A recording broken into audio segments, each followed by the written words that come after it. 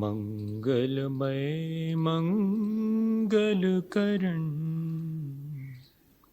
वीतराग विज्ञान नमो ताहि जाते भये अरहंतादिमन् जो विद्यादि सागर सुधी जो विद्यादि सागर सुधी गुरु हैं गितैषी शुद्धात्म में निरत नित्य हितोपदेशी वे पाप ग्रीष्म ऋतु में जल हैं सयाने पूजूंगे सतत केवल ज्ञान पाने पूजूंगे सतत केवल ज्ञान पाने। बोलिए भगवान महावीर स्वामी की, आचार्य कुंद कुंद स्वामी की, आचार्य गुरुवर विद्यासागर मुनि महाराज की।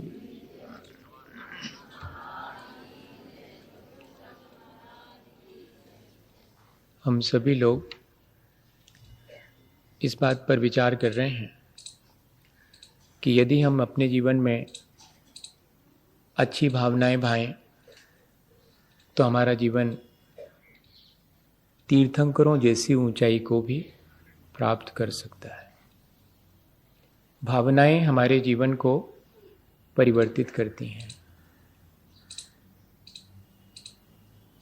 यदि वे भावनाएं निरंतर हों तो उनके असर अपेक्षाकृत अधिक होते हैं। इसलिए हमने पिछले दिनों से लगातार इस प्रक्रिया को रोज रोज थोड़ी देर एक साथ मिल बैठ करके करना शुरू किया है। और मुझे ऐसा विश्वास है कि यदि कोई व्यक्ति अपने जीवन में इस विचार और भावनाओं की निर्मलता पर निरंतर अभ्यास करे तो जीवन परिवर्तित होगा भी। हम लोगों ने पिछले दिनों अनुभव किया है कि हमारी कषायों में मंदता आई है। वो इंटेंसिटी और ड्यूरेशन दोनों ही कम हुए हैं। मैं ऐसा मान के चल रहा हूँ कि उतनी देर तो सही जितनी देर हमने अपने जीवन को अच्छा बनाने की प्रक्रिया पर विचार किया है, उतनी देर के लिए तो ज़रूर हमारे मन में कषायों में मंदता आई है। और इतना ही नहीं, आगे भी हमने सोचा है कि हम अपने जीवन में इन कषायों को ज़्यादा बढ़ावा नहीं देंगे। होता यह है कि संस्कारवश हमारा मन क्रोध या अहंकार या छल कपट या लोभ की तरफ प्रवृत्त होता है। ये तो संस्कारवश होता है, लेकिन हमारी अपनी वर्तमान की पुरुषार्थहीनता भी कई बार इन कषायों को और बढ़ावा देती है। तो हमने अपने पुरुषार्थ को व्यवस्थित करने का, अपने पुरुषार्थ को जागृत करने का प्रयास शुरू किया है। ऐसा जीवन जिस रास्ते पर चल कर के बने उसे ही मार्ग कहते हैं। महाजना येन गता सा पंथा। महापुरुष जिस मार्ग से चलकर महापुरुष बनते हैं वही मार्ग वास्तविक है। मार्ग पर चलने वाले निरंतर उस मार्ग पर चलते रहें तो उनको देख करके दूसरे लोगों को भी उस मार्ग पर चलने की प्रेरणा मिलती है। और इतना ही नहीं, मार्ग पर चलने वाले यदि अपने जीवन को ऊंचा उठा लें तब उनके जीवन से भी प्रेरणा मिलती है। और वास्तव में इसी का नाम मार्ग प्रभावना है। ये एक भावना है 16 कारण भावना में कि हम मार्ग पर निरंतर चलें। कौन सा मार्ग? जो हमारे जीवन को श्रेष्ठ बनाए, हमें शुद्ध और बुद्ध बनाए। वो मार्ग है, वो जिनेंद्र भगवान के द्वारा कहा गया मोक्ष मार्ग है। सम्यक दर्शन, ज्ञान, चारित्र, इन तीनों के एक रूपता ही जिसमें कारण बनती है, ऐसा वह मार्ग, उस मार्ग पर स्वयं चलना, कोई यदि चलता हो तो उसकी प्रशंसा करना, इतना तो सभी लोग सोचते हैं कि मार्ग प्रभावना के मायने ये है कि स्वयं उस मार्ग पर चलना और कोई अगर चले तो उसकी प्रशंसा करना। मार्ग प्रभावना इससे भी अधिक आगे बढ़कर है। मार्ग पर चलने वाले की प्रशंसा अकेले करने से काम नहीं होगा, मार्ग पर अकेले चलने से नहीं होगा। अपने जीवन को निरंतर उस मार्ग पर चलकर उज्जवल बनाने से मार्ग की प्रभावना होती है। कोई व्यक्ति सच्चे मार्ग पर चले, लेकिन उस सच्चे मार्ग पर चलते हुए उसका जीवन स्वयं उज्जवल न हो। कोई व्यक्ति सच्चे मार्ग पर चले और चार लोग उसकी प्रशंसा करें, लेकिन जिस बात के लिए उसकी प्रशंसा की जा रही हो वो बात उस व्यक्ति के भीतर दिखाई ना पड़े, तो मुझे बताइएगा कि क्या मार्ग पर चलने और मार्ग पर चलने वाले की प्रशंसा मात्र होने से मार्ग की प्रभावना होगी, उसकी महिमा फैलेगी? क्या उस मार्ग पर चलने वाले को देख करके या उसकी प्रशंसा को सुनकर के दूसरे लोग भी उस मार्ग पर चलने के लिए उत्सुक होंगे? बहुत मुश्किल है। मार्ग पर चलना, सच्चे मार्ग पर चलना और सच्चे मार्ग पर चलने वाले की प्रशंसा करना, इन दोनों चीजों से भी ज्यादा जरूरी है कि उस मार्ग पर चलते हुए अपने जीवन को उज्जवल बनाना। विज्जारय मारूढ़ो मनोरह पहे सुहनदि जो चेदा सो जिननान पभावी सम्मा दिठी मुने लो।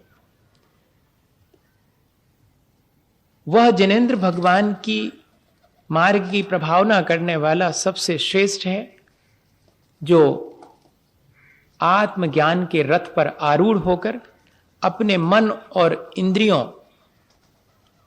को अपने वश में करके और अपने जीवन को उज्जवल बनाता है। ऐसा कोई सम्यक दृष्टि ही वास्तव में भगवान जिनेंद्र के मार्ग की प्रभावना करता है, उसकी महिमा को बढ़ाता है। और इतना ही नहीं, उसे देख करके लोग उस मार्ग पर चलने के लिए उत्सुक होते हैं। वास्तव में सच्ची प्रभावना वो है जिसमें कि दूसरा भी देख करके और अपने जीवन को उज्जवल बनाने की प्रेरणा ले सके और उत्सुक हो सके। और इतना ही नहीं, स्वयं चलने वाला भी अपने जीवन को निरंतर उज्जवल और निर्मल बनाता चले। ये कसौटी है। मार्ग की प्रभावना दो तरह से होती है, एक बाह्य में होती है और एक अंतरंग में होती है। वर्तमान में बाह्य प्रभावना को ही हमने प्रभावना मान लिया है। वास्तव में अंतरंग की प्रभावना को ही आचार्य भगवंतों ने प्रभावना कहा है। अपने अंतरंग को निर्मल बनाना, यही सबसे बड़ी प्रभावना है। वो निर्मलता कैसे आती है? वो जप तप से आती है, दान पूजा से आती है, ज्ञान से भी आती है और विभिन्न व्रत नियमों का उत्कृष्ट रूप से पालन करने से भी आती है। ये सब उसके उपाय हैं। ये एक भावना क्यों तीर्थंकर प्रकृति के अर्जन करने में कारण बन जाती होगी? मार्ग की प्रभावना करने से भी किसी को तीर्थंकर प्रकृति बंधती होगी? तब तो फिर जो व्यक्ति बहुत अच्छी पूजा करता होगा, जो व्यक्ति बहुत दान देता होगा, जो व्यक्ति बहुत ज्ञानवान होगा, इन सब चीजों से प्रभावना होती होगी और जाकर के उससे तीर्थंकर प्रकृति बंधती होगी। इतना ही नहीं है, दान देने से प्रभावना होती है, लेकिन कब होती है? जब देने वाले का मन उज्जवल बने दान देने पर। पूजा करने से धर्म की प्रभावना होती है, लेकिन कब? जबकि मैना सुंदरी जैसी पूजा करने वाला कोई हो और भामा शाह जैसा दान देने वाला कोई हो और अकलंक स्वामी जैसा ज्ञान का प्रचार करने वाला कोई हो, और समंतभद्र स्वामी जैसे भगवान की स्तुति और वंदना करने वाला कोई हो, तब ये सारी चीजें जो है और मार्ग की प्रभावना करने में कारण बनती हैं। जैसे कि गांधी जी ने अपनी चादर दे दी, जैसे वर्णी जी ने अपनी चादर दे दी, ये था दान। करोड़ों रुपए में से 1000, 10,000 और लाख 2 लाख दे देना, इससे मार्ग की प्रभावना बहुत बाह्य होती है और क्षणिक होती है, यह ध्यान रखना। शाश्वत मार्ग की प्रभावना करने वाले को तीर्थंकर प्रकृति बंधेगी। अब तो शिलालेख भी मिल गए हैं कि आचार्य समंतभद्र स्वामी भी आगे किसी भाव में तीर्थंकर प्रकृति के बंध के योग्यता को हासिल करेंगे। आचार्य समंतभद्र स्वामी की जो श्रद्धा और जो भक्ति की प्रगाढ़ता थी उनके अपने जीवन में भी, वो वैसी भक्ति हमारे अंदर है क्या? हमें इन सब चीजों पर विचार करना चाहिए। द्रव्य क्षेत्र और काल के अनुसार मार्ग प्रभावना के बाह्य साधन हमेशा बदलते रहे, लेकिन अंतरंग में जो प्रभावना का साधन है वो एक ही है, वो रत्नत्रय है, वो वीतरागता है। उस रत्नत्रय और वीतरागता को अपने भीतर बढ़ावा देने वाली सारी बाह्य प्रभावनाएं अगर हों तो ही वे श्रेष्ठ हैं। और बाह्य प्रभावना जिससे कि राग द्वेष बढ़े, वीतरागता घटे, और जिससे रत्नत्रय की आराधना तो ना हो, जिससे कि संसार का ही पोषण हो, क्या इस तरह की बाह्य प्रभावना जो आज वर्तमान में बहुत तेजी से देखने में आती है, क्या वह तीर्थंकर प्रकृति के बंधने में कारण बन सकेगी? मन में तो आता है कि इतनी प्रभावना, बाहर में तो चमत्कृत हो जाता है व्यक्ति। वो क्षणिक चमत्कृत होने वाली प्रभावना तीर्थंकर प्रकृति के बंध का कारण नहीं बनती। तब कौन सी ऐसी चीज होगी जिससे कि तीर्थंकर प्रकृति, ऐसा कौन सा परिणाम होता होगा? देख लो, मैना सुंदरी को अपना कौन सा कल्याण करने की भावना थी? अपना कल्याण तो होगा ही, लेकिन मैं ये अनुष्ठान करूंगा तो मेरे जीवन साथी को इस रोग से मुक्ति मिलेगी, इनके असाता का क्षय होगा तो इनका जीवन उज्जवल बनेगा। ये भावना थी। जीवन के उज्जवल, अपने जीवन के उज्जवल बनाने के साथ साथ दूसरे के जीवन के उज्जवल बनाने की भावना थी। आचार्य महाराज के सामने आकर के जब दान की प्रक्रिया चल रही थी, तब एक मां ने और 1 रुपया दान दिया। 1 रुपया कोई लेने तैयार नहीं था।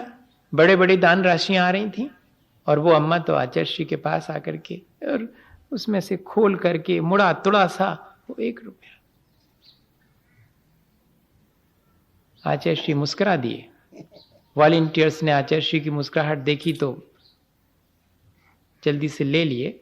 बाद में जब आचार्य श्री ने पूछा कि अम्मा से पूछो कि और भी है तुम्हारे पास कुछ, या कि तुमने ये 1 रुपया दे दिया तो कुछ बचा कि नहीं? नहीं, मैंने तो 1 रुपया 2, 3, 4 दिन में जोड़ा था। आज आपके दर्शन करने के लिए यहाँ पर अवसर मिला। मैं जैन तो नहीं हूं, पर मुझे लगा कि दर्शन करके मुझे कुछ त्याग करना चाहिए, अपने लिए बचाना नहीं चाहिए, इसलिए मैंने तो पूरा ही दे दिया। अब मेरे पास आज के भोजन के लिए भी कुछ नहीं है। मुझे प्रसन्नता है आज नहीं भी भोजन करूं, पर आप जैसे महापुरुष के दर्शन कर लिए। क्या इस तरह की भावना करने वाले को ऊंचाई मिलेगी, या कि 4 लोगों के बीच मेरा नाम रोशन होगा, मुझे यश मिलेगा, इसलिए मैं कुछ चीजों का दान करूं तो उस दान से प्रभावना होगी? प्रभावना तो दान से होती है, लेकिन तीर्थंकर प्रकृति की प्राप्ति के लिए जो दान देकर के प्रभावना की जाती होगी वो कैसी होती होगी? हमें इस पर विचार करना चाहिए। कभी किन्हीं ऐसे क्षणों में हमारा मन अगर त्याग और दान का हो तो प्रक्रिया तो सब लोग त्याग और दान की कर ही रहे हैं, लेकिन उसके पीछे भावना अगर हमारी होगी तभी वो ऊंचाई हमें प्राप्त हो। ऐसे सैकड़ों उदाहरण भरे पड़े हैं जिनसे कि हम शिक्षा ले सकते हैं। और द्रव्य क्षेत्र काल के अनुसार ही आज वर्तमान में किस चीज की आवश्यकता है। आज हम देख रहे हैं हमारा निरंतर नैतिक पतन हो रहा है। हमारे अपनी नई पीढ़ी में धर्म के प्रति रुझान धीरे धीरे घट रहा है। धर्म के नाम पर मनोरंजन को बढ़ावा मिल रहा है।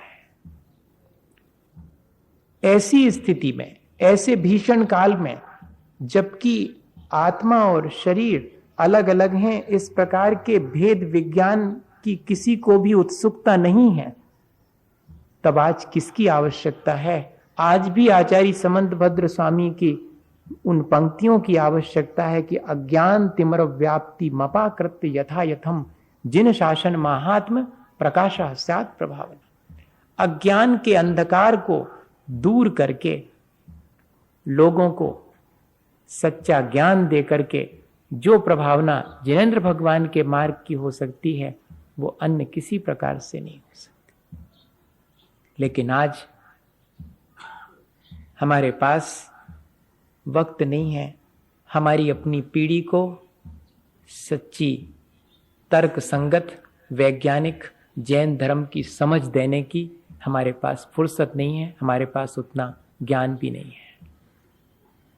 वे अपने एंटरटेन में लगे हैं, बहुत बाहरी, और फिर कभी कभार वे अपने उस मनोरंजन को धार्मिक आवरण देने के लिए हमारे मंदिरों में आकर के और खूब ठाट बाट से गा बजा करके और पूरी मौज मस्ती के स्टाइल में और कोई धार्मिक आयोजन में शामिल भी हो जाते हैं। और हम सोचते हैं कि चलो आए तो मंदिर कम से कम।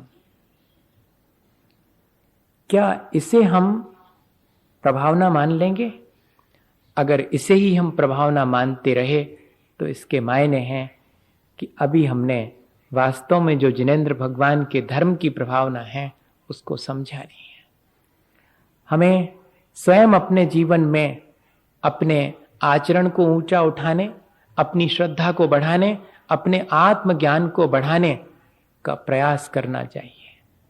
और हमारी श्रद्धा से आने वाले लोगों को भी श्रद्धा जागृत हो जाए। वर्णी जी की श्रद्धा का मालूम है, जबकि जैन नहीं थे, असाटी थे, लेकिन सामने पद्म पुराण बजता था मंदिर जी में और उनका घर उसके मंदिर के सामने था, जिनेंद्र भगवान के मंदिर के। चबूतरे पे आके बैठ जाते थे और पद्म पुराण में रामचंद्र जी का वर्णन सुनते थे। पूरा पद्म पुराण होने के बाद 11 बरस की उम्र में अपनी माँ और पिता से जाके कहा था कि जैसी रामचंद्र जी की कथा यहां हमने सुनी, हमें वही श्रेष्ठ जान पड़ती है, वही सच्ची जान पड़ती है, हमारी तो श्रद्धा इसी में है। लोगों ने कहा कि घर से बाहर कर देंगे। उन्होंने कहा कि कल करते थे सो आज कहो सो आज चले जाएंगे, लेकिन झूठ तो स्वीकार नहीं करेंगे, हम तो सच ही स्वीकार करेंगे। और धीरे धीरे साल भर के अंदर और ग्रह त्याग करके और फिर शिखर जी की वंदना करने गए तो शिखर जी की 36 मील वाली वंदना करते हुए मैंने आपको बताया था कि पानी की प्यास लगने पर भगवान से क्या कहा था कि मेरा इस परिक्रमा में अगर प्यास से मरण हो जाएगा तो परिणाम अच्छे होने से देवायु मिलेगी, भगवान आप ही ने बताया है, लेकिन कहीं ऐसा ना हो कि मेरे मरण को देख करके और लोगों की तीर्थ वंदना की भावना कमती ना हो जावे। सो अगर आपको उलाहना दिया था कि अगर आपको अपने धर्म की प्रभावना कराने होए तो हमें पानी उपलब्ध हो जाए ना, हमें चाहने नहीं है, हम मर भी जाए तो देवगति तो हमारी है ही, लेकिन अपने कल्याण के साथ साथ दूसरे का अकल्याण ना हो जावे, दूसरे को भी इस मार्ग पर चलने की प्रेरणा मिले, कोई ऐसा ना हो कि इस मार्ग से विमुख हो जावे। तो कहते हैं कि वहीं पर 10 कदम पर और पानी उनको मिल गया था पी करके आगे बढ़े। लोगों ने कहा कि कहाँ पिया पानी, कहने ले आओ हम बताते हैं, यहाँ पिया। और फिर वापस लौटे थे तो वहां पानी वानी नहीं मिला था। धर्म की प्रभावना, अगर अंतरंग में आपके ऐसी भावना है कि मेरे मार्ग पर चलने से दूसरे का भी उस मार्ग पर चलने का उत्साह बढ़े, कहीं ऐसा ना हो कि उत्साह घट जाए, मैं ऐसा अपना जीवन जीऊं जिससे कि कोई मार्ग पर चलने को उत्सुक हो जाए। आज तो हम अपना ऐसा जीवन बनाते हैं कि स्वयं तो चलते पर दूसरा देख करके बिल्कुल नहीं चलना चाहता, क्योंकि हम यहां से पूजा करके बाहर निकलते हैं और फिर उसके बाद जिस तरह का हमारा आचरण होता है उससे दूसरे को बिल्कुल नहीं लगता कि पूजा करना चाहिए। जिस तरह से हम दान देते हैं उससे दूसरे को यही प्रेरणा मिलती है कि अपन को जिस दिन यश ख्याति चाहिए हो सो अपन भी अनाप शनाप पैसा कमाओ, बेईमानी से कमाओ, क्योंकि हमने तो देख लिया यहाँ पर कि चाहे कितना बेईमानी से कमाओ, इन्हीं की पूजा प्रशंसा होती है, तो ठीक है फिर अपन भी बेईमानी से कमाओ और पूजा प्रशंसा लूटो। और लेकिन जिस दिन उसको ये दिखाई पड़े कि दान देने से जो है मन इनका कितना प्रसन्न हुआ है और इनका जीवन कितना उज्जवल हुआ है दान देने से, तब फिर वो उससे वैसी ही प्रेरणा लेगा। हम अपने जीवन से जितनी प्रेरणा दे सकते हैं, जितनी प्रभावना कर सकते हैं, उतनी बाह्य में चाहे कितनी भी उत्सव कर लेवें उससे प्रभावना नहीं हो सकती। आज वर्तमान में दिनों दिन उत्सव प्रियता बढ़ती चली जा रही है, सो बहुत अच्छा है, लेकिन भीतर भी उत्सव होना चाहिए, भीतर भी परिवर्तन होना चाहिए, ये अत्यंत आवश्यक है। जटायु आचार्य महाराज कहते हैं कि जब भी प्रभावना की चर्चा आवे तो जटायु का उदाहरण देना। जटायु ने प्रभावना करी, उसका संकल्प था कि सीता जी की रक्षा करूंगा, मेरे होते कोई भी सीता जी को तकलीफ नहीं पहुंचा सकता।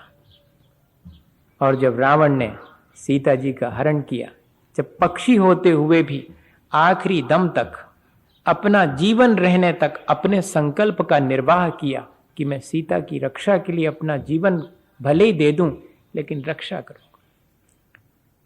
क्या इसी तरह हमारे मन में अपने व्रत नियम और लिए गए संकल्पों को जीवन भर तक निभाने, इस तरह का हमारे भीतर भाव है? हम अपने जीवन में जो भी दान पूजा और भी कई चीजें व्रत नियम इत्यादि लेते हैं, जब तब करते हैं, उन सब में भी क्या हमारा ऐसा ही संकल्प है कि मैं प्राणी मात्र की रक्षा के लिए ये सब कर रहा हूं, मेरी रक्षा तो इससे होगी, मेरी तो जीवन की उज्जवलता होगी, लेकिन इसको देख करके और जीव भी जो है अपने जीवन में प्रेरणा लेंगे। यही भाव रहता होगा मार्ग प्रभावना के समय, तब तो इतनी ऊंचाई मिलती होगी कि प्राणी मात्र के कल्याण करने के लिए तीर्थंकर बन गए। क्यों? जब तब ज्ञान ध्यान जो कुछ भी किया था उसके पीछे उद्देश्य ये था कि मेरा तो कल्याण होगा ही, लेकिन मुझे इस तरह ये सारी चीजें करनी है जिससे कि दूसरे को भी कल्याण के मार्ग पर चलने के लिए इशारा मिले। क्या आज हम जो भी कर रहे हैं उससे दूसरे को वास्तव में धर्म की प्रेरणा मिल रही है? इस पर विचार करना। मैं तो सिर्फ ये कहना चाहूंगा, आज हम लोग खूब धर्म कर रहे हैं भैया, पहले से ज्यादा धर्म करना दिखाई देने लगा है अपेक्षाकृत। मंदिरों में पूजा करने वालों की तादाद बढ़ गई है, अभिषेक करने वालों की बढ़ गई है, मंदिरों में 10 दिन जो है पर्युषण पर्व में अपार भीड़ होने लगी है। अरे क्या क्या प्रभावना है, मजा आ गया। लेकिन जीवन में जितना नैतिक और चारित्रिक पतन और जितना अश्रद्धान और जितना अज्ञान बढ़ रहा है, इस पर कभी विचार किया? इस पर भी विचार करना चाहिए। हमें अपने आने वाली पीढ़ी को नैतिक और चारित्रिक रूप से सुदृढ़ बनाने के लिए कुछ करना चाहिए, कुछ करना चाहिए। क्या करना चाहिए आप जानो।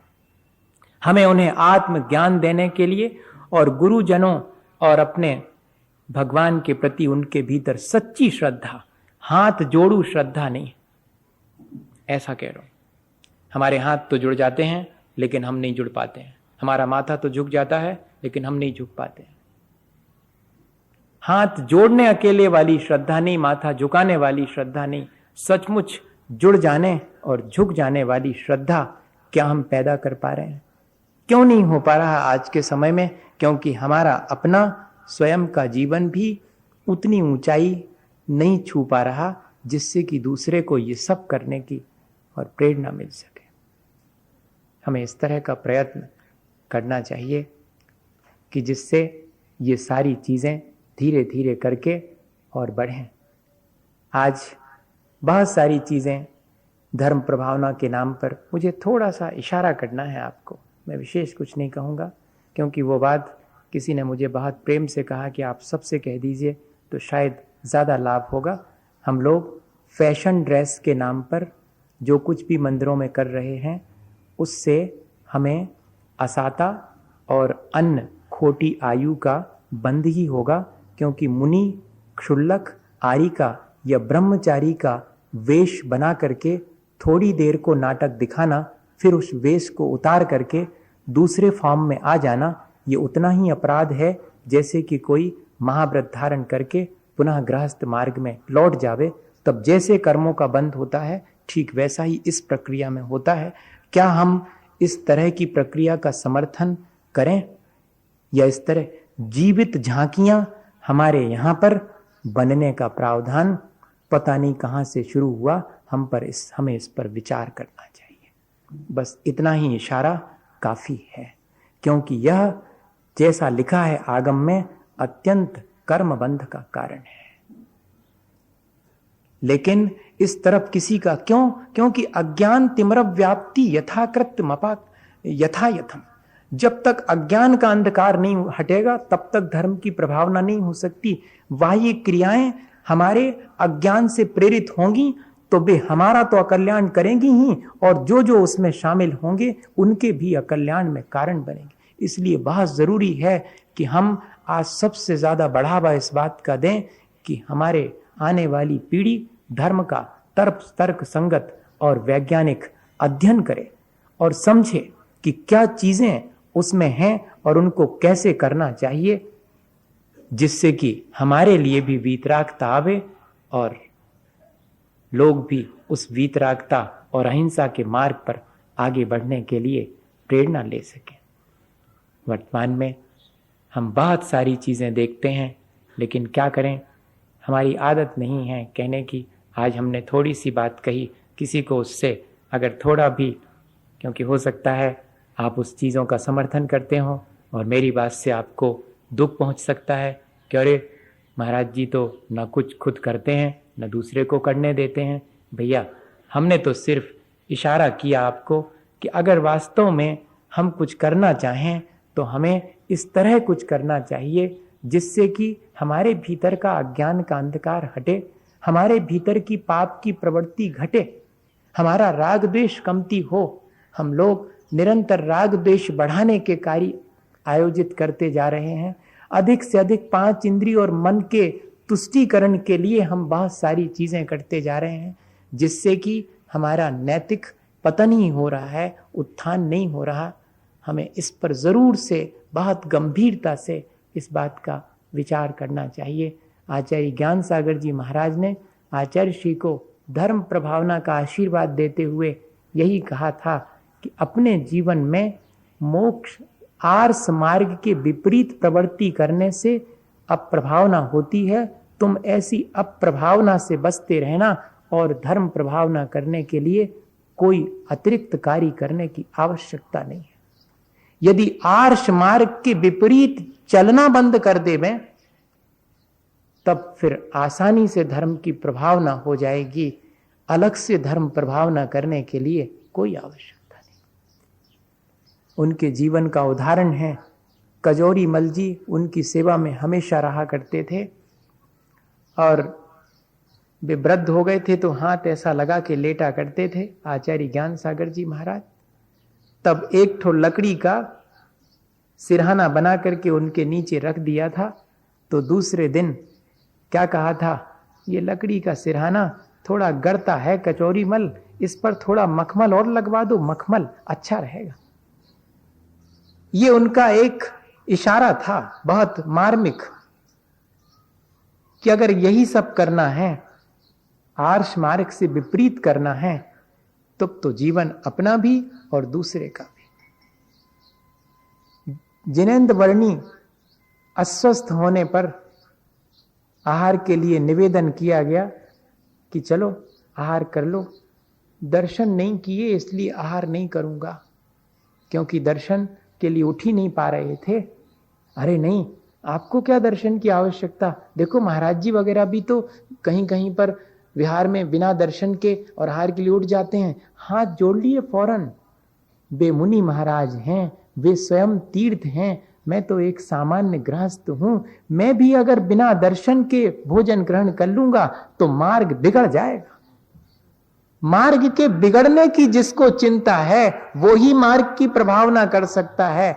अपना जीवन बिगाड़ करके और दूसरे का भी जीवन बिगड़ जावे, ऐसे लोग मार्ग की प्रभावना नहीं कर सकते।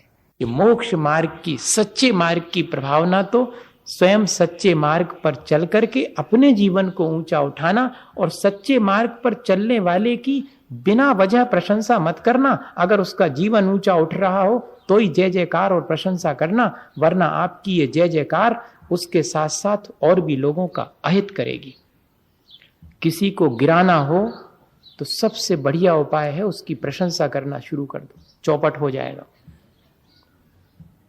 ये नीति वाक्य है, सबसे बढ़िया उपाय है। विरला ही कोई होगा जो कि अपनी प्रशंसा सुन करके और अधिक किसी कोने में छिपने की कोशिश करेगा कि मैं तो इस लायक हूं नहीं, और अब प्रशंसा की गई है तो इस लायक बनना चाहिए। बहुत विरला कोई होगा, वरना तो प्रशंसा सुन करके कि अब जब इतना करने से ही खूब जय जयकार और वाहवाही हो रही है तो बढ़िया, और आगे क्या करना। इसलिए सावधानी रखना, सच्चे मार्ग पर चलने वाले की प्रशंसा उतनी ही करना जिससे कि उसका जीवन उज्जवल हो, और प्रशंसा सुनकर के दूसरे को भी उस मार्ग पर चलने की। कौन बातों की प्रशंसा करना? आज इस बात की प्रशंसा करते हैं, मैं कहूं कि नहीं कहूं, रहने दो, छोड़ो, क्या फायदा। सब समझते हैं उस चीज को, नहीं प्लीज मैं नहीं कहूं, मेरे से नहीं होगा। नहीं, आज जो है वर्तमान में हम लोग छोटी छोटी चीजों को लेकर के जय जयकार करते हैं। मैं अपने बारे में कह रहा हूं। हाँ, छोटी छोटी चीजें देख करके प्रशंसा नहीं करना। मोक्ष मार्ग पर प्रशंसा करना तो श्रद्धा की प्रशंसा करना कि देखो कैसी श्रद्धा है। अपने गुरुजनों के प्रति अगर हमारे मन में श्रद्धा है तो उसकी प्रशंसा करना, गुरु से विपरीत चलने वाले की प्रशंसा मत करना। आत्मज्ञान हासिल करने के लिए जो उत्सुक है उसकी प्रशंसा करना, जो आत्मज्ञान के प्रति लालायत नहीं है और कितने भी मोक्ष मार्गी हो उसकी प्रशंसा नहीं करना। स्वयं चारित्र का पालन करता हो तो उसके चारित्र की प्रशंसा करना, उसकी प्रशंसा नहीं, उसके चारित्र की, कि इसका चारित्र बहुत अच्छा है, इसका ज्ञान बहुत अच्छा है, इनकी श्रद्धा गुरुजनों के प्रति बहुत प्रगाढ़ है। हमारे मन में भी ऐसी श्रद्धा, ऐसा ज्ञान और ऐसा आचरण होना चाहिए। इतना ही पर्याप्त है। अन्य चीजों की अगर आप प्रशंसा करेंगे ज्ञान दर्शन चारित्र के अलावा, तो वे चीजें, जो व्यक्ति जितना परोपकारी और जितना कर्तव्यशील होता है उसके लिए प्रशंसा की आवश्यकता नहीं होती, ना उसके द्वारा कभी अब प्रभाव ना होती है। इसलिए जब भी प्रशंसा करनी हो तो उसकी कर्तव्यशीलता और उसके परोपकार की। श्रावक को तो कर्तव्यशील और परोपकारी होना चाहिए, मुनि जनों को तो ज्ञान दर्शन और चारित्र देने वाला ही होना चाहिए, कि जो निरंतर अपने पास जो ज्ञान है उसको देने में लगे हैं, अपनी श्रद्धा से दूसरे के भीतर श्रद्धा पैदा करने में लगे हैं, अपने आचरण की निर्मलता से दूसरे को आचरण कराने के लिए प्रेरणा दे रहे हैं, उतनी ही प्रशंसा करना। मात्र बाह्य भीड़ और ताम झाम देख करके प्रशंसा मत करना, इतनी ही बात कहूंगा मैं। अन्यथा धीरे धीरे आज आप मेरे ताम झाम और भीड़ भाड़ की प्रशंसा करेंगे तो दूसरे साधक के मन में भी आएगा कि ऐसी ही ताम झाम और ऐसी ही भीड़ जोड़ने के लिए मुझे जो करना पड़े मैं वो करने तैयार हूं। मैं इतना ही कहूं आपको। और वर्तमान में यही चीज बढ़ती चली जा रही। हमारे श्रावक भी धीरे धीरे इन बातों में कंपटीशन कर रहे हैं, इन बातों में प्रतिस्पर्धा कर रहे हैं करनी चाहिए थी प्रतिस्पर्धा एक दूसरे से आगे बढ़ने के लिए, श्रद्धा, ज्ञान, आचरण, परोपकार और कर्तव्यशीलता में, लेकिन होता है विपरीत ही। बस मेरे ख्याल से आप इस बात को बहुत अच्छे से समझ गए होंगे कि हमारे जीवन में हम अपने जीवन को जितना उज्जवल बनाएंगे उससे दूसरे को भी प्रेरणा मिलेगी और हमारा जीवन भी आगे बढ़ेगा। मार्ग की प्रभावना किसे कहते हैं? जिस पर चलने से दूसरे को भी उस मार्ग पर चलने की प्रेरणा मिले। बस धर्म का मार्ग वही है जिस और चलने वाला वही श्रेष्ठ है जिससे दूसरे को भी उस मार्ग पर चलने की उत्सुकता जागृत हो। इसी भावना के साथ कि हम सब अपने जीवन को इतना ऊंचा बढ़ाएं कि हमारे चलने फिरने, उठने बैठने, बोलने से भी और धर्म प्रकट होने लगे। लोग कहें कि अरे वाह, ऐसा होना चाहिए धर्मात्मा, कभी हमने इनको ऊंची आवाज में बोलते नहीं देखा, कभी हमने इनको क्रोध में नहीं देखा, हमेशा प्यार से बोलते हैं, बड़े संतोषी हैं, 4 पैसे हैं तो ठीक है, नहीं है तो ठीक है। ऐसा अगर गृहस्थ का जीवन हो तो गृहस्थ के जीवन से प्रभावना होती, संतोषी गृहस्थ हो तो उसके जीवन से प्रभावना होती, समतावान साधु हो तो उसके जीवन से प्रभावना होती है। समता की जय जयकार करना और संतोषी जीव की प्रशंसा करना, भैया अगर ये 2 चीजें अपन सीख लेवें तो खूब आराम से अपन धर्म की प्रभावना कर सकते हैं। इसी भावना के साथ कि हम सब इस ऊंचाई को प्राप्त कर सकें। बोलिए आचार्य गुरुवर विद्यासागर मुनि महाराज की।